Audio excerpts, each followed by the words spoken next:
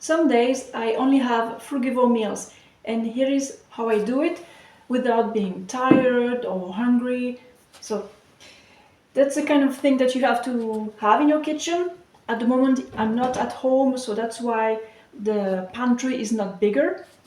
So the basics, obviously, that's fruit, especially tropical fruit, because they are more nutritious than the fruit from the north.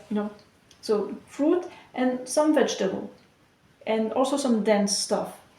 So the best way to start the day is either a juice or a smoothie or some fruit that's very juicy.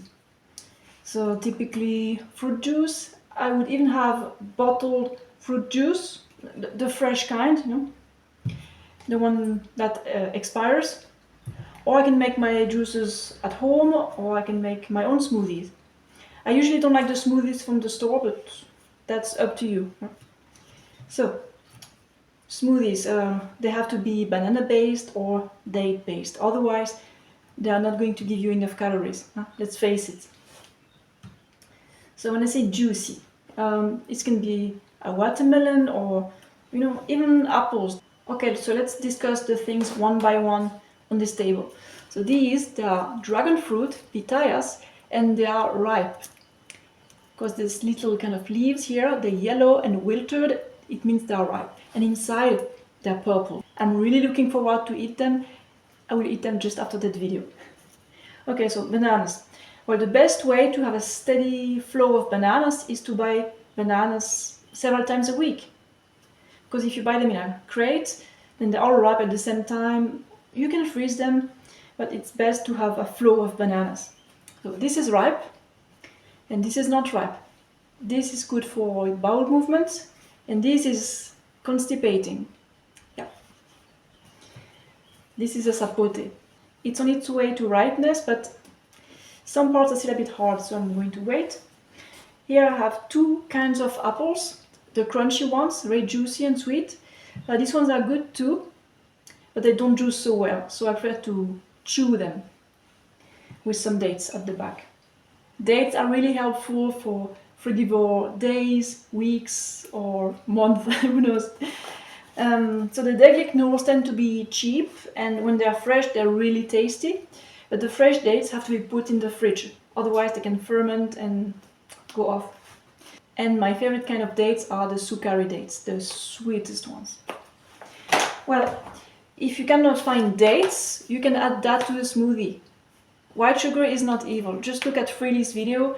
She explains why sugar is actually transparent. It's not bleached. Sugar is just pure sunlight. I like how she says it. And this way you can have enough glucose and fructose. And your body will say, okay, I'm satisfied now. I'm not going to say I'm hungry anymore. Sugar is satiating. Then the carrots. I don't like to eat plain raw carrots, even when they are chopped. They don't digest well, cannot assimilate stuff very well from them. So I either cook them or juice them. Typically carrots and apples, the crunchy ones that juice well. And that's a perfect first breakfast. Okay, and then here I have some lettuce from the garden of my parents, because I'm at my parents' place at the moment. So I have lettuce plain like that. Sometimes I make a sauce for them that's high-carb, low-fat, and with no oil and no vinegar. But usually I just eat my salad with some fruit, typically with dates and lettuce, or dates and cucumber. Great match. Dates for calories and lettuce for cleaning the teeth and bringing some moisture. The cucumber brings a lot of moisture. It's a good combo with dates. So if you want to have only frugivore meals in a day, you have to eat enough carbohydrates. It's so important. Glucose and fructose. Because if you don't eat enough carbs, you're going to want to eat something else. I really enjoy to be super sensitive to insulin. That's why I keep my fats low. And I need to talk about something else. Nuts and seeds. A lot of raw foodists eat nuts and seeds, but the problem is that raw nuts and seeds contain enzyme inhibitors, which makes digestion really hard. If the nuts or seeds are cooked, the enzyme inhibitors are destroyed, but nuts and seeds are still very high in fat, which makes the digestion hard. And the hard fiber in the nuts, to me, they don't taste good. They're not interesting at all. I don't see the point of eating them, really. I would not eat overt fats unless I wanted to gain weight. And in that case, I would pick the pulp of avocado, which does not contain enzyme inhibitors. The nut part does, but not the pulp. And what about the ratio of fruits to vegetables? Well, I don't eat many vegetables because I think fruit are superior, but I still eat some of them. It's like optional, because I give the highest priority to having enough calories from carbohydrates. And if there's still space, okay, then I can add some greens, or some purple leafy greens. And when I hear these ex-vegan influencers say that, oh, I did not eat enough greens, that's why I failed. No, these people failed because they were not eating enough calories because of some form of fasting.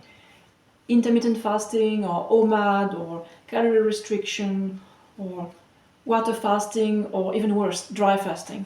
These people did the worst thing they could do, and then they get so hungry that they wanted to eat anything that was around them, including animal products and stuff. So if you want to be a successful frugivore or even a successful vegan, you need enough calories from carbohydrates. Simple. So how do you know if you have eaten enough carbohydrates? Whether you eat fruit or starches? Well, you should feel satiated and you should feel like you have energy. But if you're hungry and tired, you need to eat more carbs. And don't fear the sugar. This is just fructose and glucose, nothing else. This is much healthier than fatty desserts. Examples of fatty desserts are chocolates, ice cream, cakes, cookies, etc. But when you add sugar to the fruit, this is fine, because today the fruit lacks sugar. It's picked way too early, and it's a pity. Anyway, embrace the sugar without the fats, and you'll see, it improves your life. Let me know.